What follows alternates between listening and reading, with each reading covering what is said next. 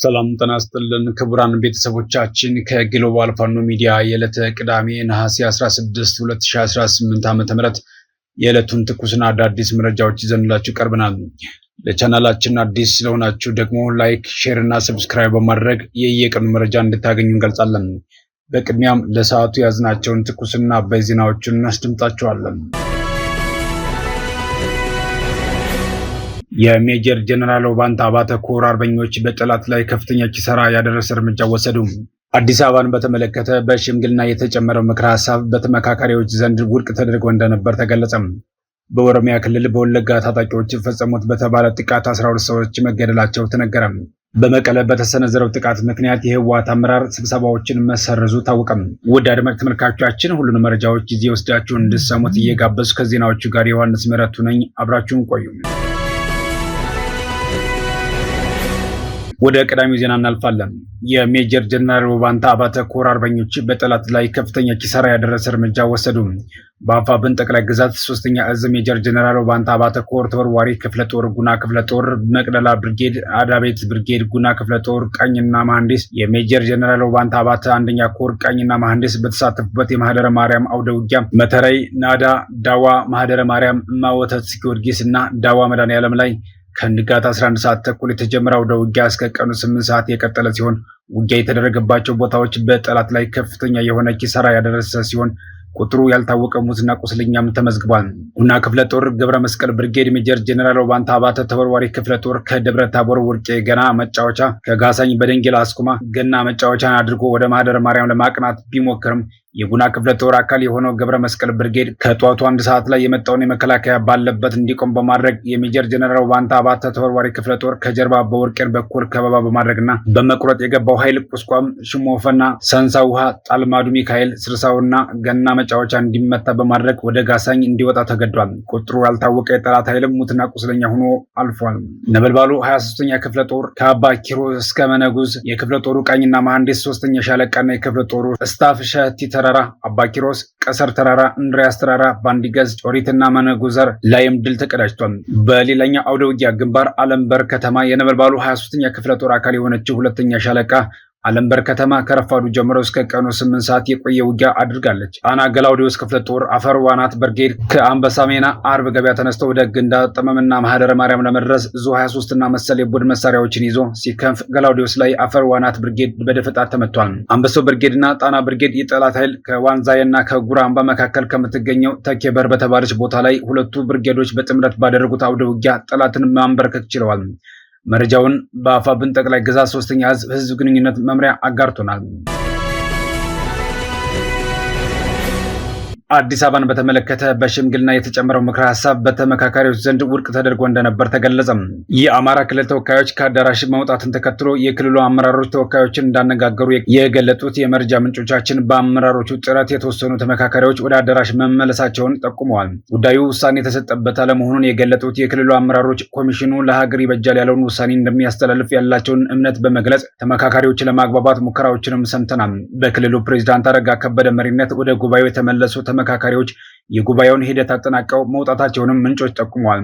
ሀገራዊ የምክክር ጉባኤ በ38ኛ ቀን ውሎ በስራ ቡድን ደረጃ የጸደቁ የአጀንዳ ምክረ ሐሳቦችን ለምክክሩ ጠቅላላ ጉባኤ አቅርቧል። ኮሚሽኑ እከተለዋለሁ ሲል ይፋ ያደረገው የምክክር ውሳኔ አሰጣጥ መመሪያ ለጠቅላላ ጉባኤው የሚቀርቡ ምክረ ሐሳቦች በጭብጨባ እንደሚጸድቁ የሚጠቁም ሲሆን ጠንካራ ተቃውሞ የሚገጥማቸው ደግሞ ጉዳዮች እንደማይጸድቁ አስቀምጧል። ሀገራዊ የምክክር ኮሚሽን እስካሁን ትክክለኛውን የተመካካሪዎች ቁጥር ያላሳወቀ ሲሆን ትናንት ነሐሴ 15 ቀን 2018 ዓ.ም የተካሄደው ጠቅላላ ጉባኤ ምልዓተ ጉባኤ መሟላቱ ሳይረጋገጥ የተካሄደ መሆኑን ምንጮች ነግረውናል።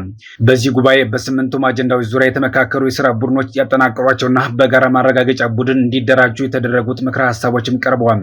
ከአጀንዳ ምክረ ሐሳቦች በተጨማሪ ኮሚሽኑ በፌዴራል ከተሞች አጀንዳ ላይ እንዲያሸማግል በሚል ያቋቋመው ኮሚቴ ያዘጋጀው ምክረ ሐሳብም ለጉባኤው ቀርቦ ተደምጧል። በዚህም የምክክር ሂደት ታዲያ የአማራ ክልል ተወካዩ ገዢው ፓርቲ ብአዴን ሀገራዊ ምክክሩን በመጠቀም እስካሁን በከባድ ትግል ያሸነፈባቸው አጀንዳዎች አለመኖራቸው ተረጋግጧል።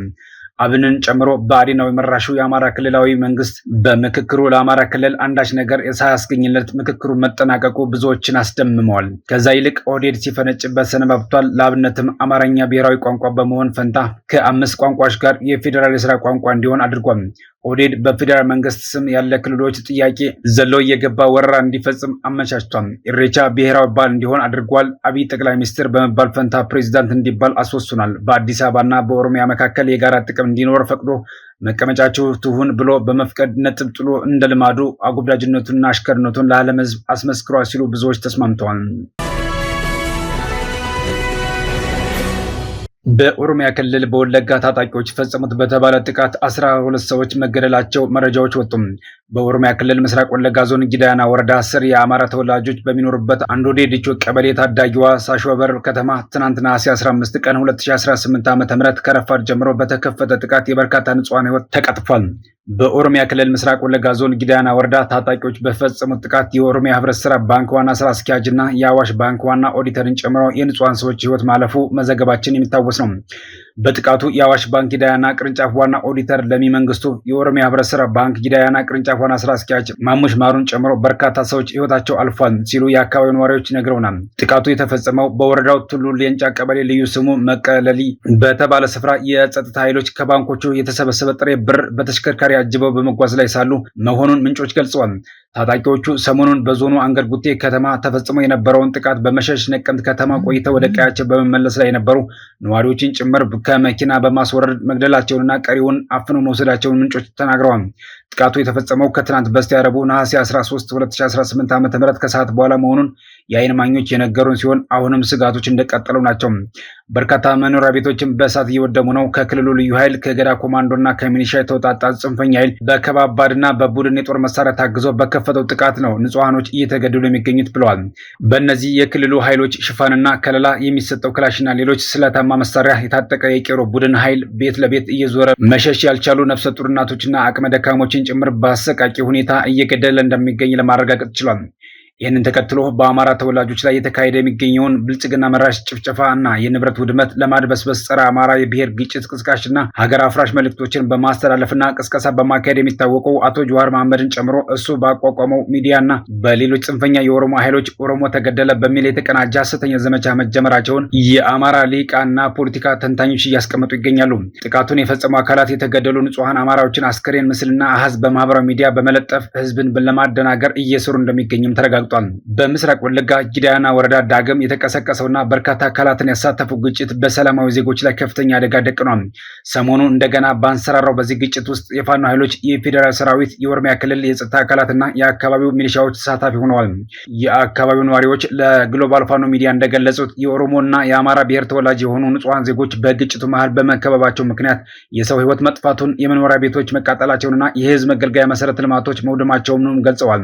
የአማራ ፋኖ ብሔራዊ ንቅናቄ አፋብን የህዝብ ግንኙነት ኃላፊ የሆኑት አቶ አስረስ ማሬ በወለጋ የሚንቀሳቀሱት የፋኖ ኃይሎች የአካባቢው ተወላጆች መሆናቸውን በመግለጽ ከኦሮሞ ነጻነት ሰራዊት ኦላ ጋር ትብብር እንዳላቸውም ተናግረዋል። ሆኖም የኦሮሞ ነጻነት ሰራዊት ይህንን አባባል ጥብቆ አስተባብሏል። አንድ የሰራዊቱ ከፍተኛ አመራር ለአዲስ ስታንዳርድ በሰጡት ምላሽ መረጃው መሰረተ ቢስ እንደሆነ በመግለጽ በወለጋ ውስጥ ምንም አይነት የፋኖ ኃይል የለም ሲሉ የተናገሩ ሲሆን ቡድኑ በመንግስት የሚደገፍ ነው ሲሉም ከሰዋል።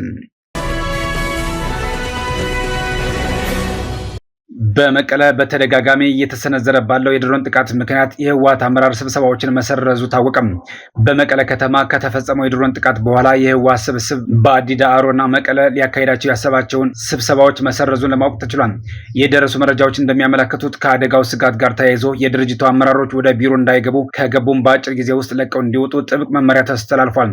በተጨማሪም በመቀለ ፕላኔት ሆቴል እነ ፈትለወርቅ ገብረ እግዚአብሔር ከከተማዋ ከንቲባ ጋር በመሆን ያዘጋጁት የቀድሞው ጠቅላይ ሚኒስትር መለስ ዜናዊ የመታሰቢያ መርሃ ግብር ለማክበር በተፈጠረው ስጋት ምክንያት አቋርጠው ለመውጣት መገደዳቸውም ተገልጿል።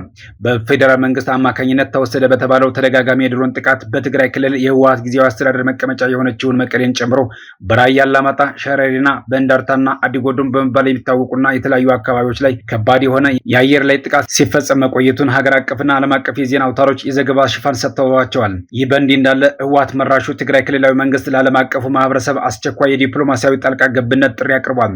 በትግራይ እንደ አዲስ የተጋረጠውን ውጥረትና በቅርቡ የተፈጸመው ጥቃቶችን አስመልክቶ ህወሓት መራሹ የትግራይ ክልላዊ መንግስት ለዓለም አቀፉ ማህበረሰብ አስቸኳይ የዲፕሎማሲያዊ ጣልቃ ገብነት ጥሪ አቅርቧል። የትግራይ ኮሚኒኬሽን ጉዳዮች ቢሮ ነሐሴ 15 ቀን 2018 ዓ.ም በትናንትናው ዕለት በመቀለ ባወጣው መግለጫ የፌዴራል መንግስት እየወሰዳቸው ያሉ እርምጃዎች ቀጠናውን ወደ አዲስ አጥፊ ጦርነት ከማስገባታቸው በፊት ዓለም አቀፉ ማህበረሰብ ዝምታውን ሰብሮ ጥቃቶችን በግልጽ እንዲያወግዝ ጠይቋል። በመግለጫው መሰረት የፕሪቶሪያው የሰላም ስምምነት አፈጻጸም መስተጓጎሉን ተከትሎ የፌዴራል መንግስት በራያ እንጦጮ፣ ሸራሮና በሌሎች አካባቢዎች የድሮን ጥቃቶችንና የወታደራዊ ኃይል እንቅስቃሴዎችን አጠናክሯል ብሏል። በተለይም ነሐሴ 1 ቀን 2018 ዓ.ም በምዕራብ ትግራይ ባለው ሸረሪና በተባለ ቦታ የተፈጸሙ ጥቃት፣ ነሐሴ 4 ቀን በደቡባዊ ትግራይ መረዋ ወረዳ በሚገኝ ትምህርት ቤት ላይ የተካሄደውን የድሮን ድብደባ እንዲሁም በዋጃ ቲሙጋ ወረዳ ማርያም ኩቢ መንደር የተፈጸመው የከባድ መሳሪያ ጥቃቶች በሰላማዊ ሰዎችና በንብረት ላይ ከፍተኛ ጉዳት ማድረሳቸውንም ህወሓት ገልጿል። በተጨማሪም ነሐሴ 12 ቀን በመቀለ አቅራቢያ በሚገኘው ዳንደራ መንደር እንዲሁም በቅርቡ በመቀለ ከተማ ሐውልቲ ክፍለ ከተማ መሞና ሰፈር በሚገኙ የመምህራን መኖሪያ ቤቶች ላይ በተፈጸሙ የአየር ጥቃቶች ህጻናትን ጨምሮ ቢያንስ 13 ሰዎች መቁሰላቸውና መኖሪያ ቤቶች መውደማቸውን በመግለጫው ተጠቅሷል። እነዚህ ጥቃቶች የሰዎችን ህይወት ከመቅጠፉ ባለፈ በህዝቡ ላይ ከፍተኛ ፍርሃት የፈጠሩና የሴቶችና ልጃገረዶች ባህላዊ ቅርሶች መገለጫ የሆነውን የአሸንዳ ባህል አከባበር ሆን ብለው ለማስተጓጎል የተደረጉ ናቸው ሲል የህወሓት አስተዳደር ከሷል። ለሰላምና ለቀጠናው መረጋጋት ሲሉ እስካሁን ከፍተኛ ትዕግስት ማሳየታቸውን የጠቀሰው ቢሮ ይህ ትዕግስት ግን እንደ ድክመት ወይም ህዝብና ግዛትን የመጠበቅ አቅም እንደሌለው ተደርጎ መወሰድ እንደሌለበትም ህወሓት አሳስቧል። የትግራይ አስተዳደር ለሰላማዊ ውይይት ያለው ቁርጠኝነት የጸና እንደሆነ የገለጸው ህወሓት ትዕግስቱም ወሰን ያለው በመሆኑ ዓለም አቀፉ ማህበረሰብ አሁኑን ወሳኝ ዲፕሎማሲያዊ እርምጃ እንዲወስድ ሲል ጥሪ አስተላልፏል። የህወሓት የሰላም ተደራዳሪ ቡድን ለውይይት አዲስ አበባ መግባቱ ተገለጸ። የህወሓት የሰላም ተደራዳሪ ቡድን በአፍሪካ ህብረት ከፍተኛ አደራዳሪዎች ጋር በፕሪቶሪያው ሰላም ስምምነት አፈጻጸምና በወቅታዊ ጉዳዮች ላይ ለመምከር ዛሬ አዲስ አበባ መግባቱ ተገልጿል። ከጉዳዩ ጋር ቅርበት ያላቸው ምንጮች ለግሎባል ፋኖ ሚዲያ እንደገለጹት የተደራዳሪ ቡድኑ ከአፍሪካ ህብረት የአፍሪካ ቀድሞ የሰላም ልዩ መልእክተኛና ከቀድሞው የናይጄሪያ ፕሬዚዳንት ኦሉሴጉን ኦባሳንጆ እንዲሁም ከቀድሞው የኬንያ ፕሬዚዳንት ኡሁሩ ኬንያታ እና ከሌሎች ከፍተኛ የሰላም አደራዳሪዎች ጋር በዛሬው ዕለት ከሰዓት በይፋ ለውይይት ይቀመጣሉ። የምክክር መድረኩ ዋና ትኩረት በፕሪቶሪያው የዘላቂ የሰላም ስምምነት የትግበራ ሂደት ባጋጠሙ ችግሮችና በቀጣይ አቅጣጫዎች ላይ እንደሆነ ታውቋል። አደራዳሪዎቹ ከአዲስ አበባ ውይይት በኋላ የመስክ ምልከታ ለማድረግና ከተጨማሪ አካላት ጋር ለመወያየት ወደ መቀለ ከተማ እንደሚያመሩም ምንጮች አክለው ገልጸዋል። የተወደዳችሁ የግሎባል ፋኖ ሚዲያ ቤተሰቦቻችን ለዕለቱ ያዝናቸው ዜናዎቻችን ይህን ይመስሉ ነበር። አብራችሁን ስለነበራችሁ ምስጋናችን ከልብ ነው። በየቀኑ የምናቀርባቸውን ትኩስና ወቅታዊ መረጃዎች እንዲደርሷችሁ ላይክ፣ ሼር እና ሰብስክራይብ በማድረግ ቋሚ ቤተሰብ እንድትሆኑ እንጋብዛለን። ነገ በዚህ ሰዓት በዕለታዊና አዳዲስ መረጃዎች እንገናኛለን። እስከዚያው ግን መልካም ቀን።